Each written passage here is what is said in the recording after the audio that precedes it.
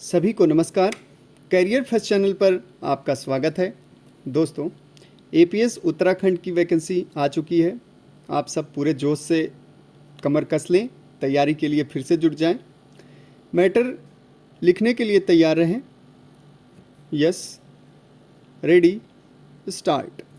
आदरणीय महोदय, जब एकाधिकार खरीदी या राष्ट्रीयकरण की बात सामने आती है तो हमारे विरोधी भाइयों को यह सनक पैदा होने लगती है कि हम पूंजीवादियों के प्रभाव में आने लग गए हैं और वे कहते हैं कि राष्ट्रीयकरण इसलिए किया जा रहा है क्योंकि आप पूंजीपतियों की सेवा करना चाहते हैं और उनसे मिले हुए हैं, जबकि असलियत तो यह है कि 50 बसों का राष्ट्रीयकरण किया जाता है तो निश्चित रूप से वह 50 आदमी जो बसों के मालिक हैं उनके खिलाफ खड़े हो जाते हैं और वे विरोधियों की शरण ले लेते हैं, तो फिर उनसे मिलने का प्रश्न उपस्थित नहीं होता कि हम उनसे मिले हुए हैं। हम मिले हुए हैं कि विरोधी उनसे मिले हुए हैं।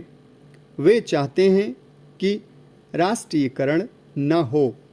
यही बात वन संपदा के ठेकेदारों पर लागू होती है। वनों के कतिपय ठेकेदार हमारी वन संपदा का अनुचित दोहन न कर सकें।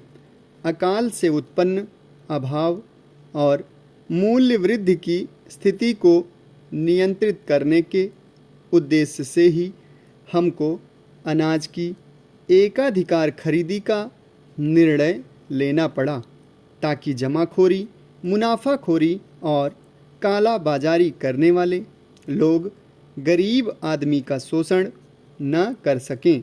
इन्हीं सामाजिक बुराइयों को दूर करने के लिए राष्ट्रीयकरण और एकाधिकार खरीदी करने की आवश्यकता होती है। वे अब कहने लगे हैं कि गेहूं का राष्ट्रीयकरण नहीं हुआ होता तो इतनी मूल्य वृद्धि नहीं हुई होती। आदरणीय श्रीमान, आप विगत वर्ष के गेहूं उत्पादन के आंकड़े देखें। अगर उनका गहन अध्ययन किया जाए तब हमें स्वीकार करना पड़ेगा कि यदि गेहूं, दाल, चावल का राष्ट्रीयकरण नहीं किया गया होता तो यहाँ भी 4 रुपये किलो गेहूं का मूल्य होता। आप मूल्य वृद्धि की बड़ी जोर शोर से चर्चा कर रहे हैं। मूल्य वृद्धि अत्यधिक हो रही है, महंगाई बढ़ रही है। उस संबंध में उनका मानना ऐसा है कि यह केवल मध्य प्रदेश में हो रही है। ऐसा नहीं है। आप वैट टैक्स और वाणिज्य कर घटाकर महंगाई कम कर सकते हैं। सच पूछा जाए तो मूल्य वृद्धि पूरे भारत वर्ष में हो रही है।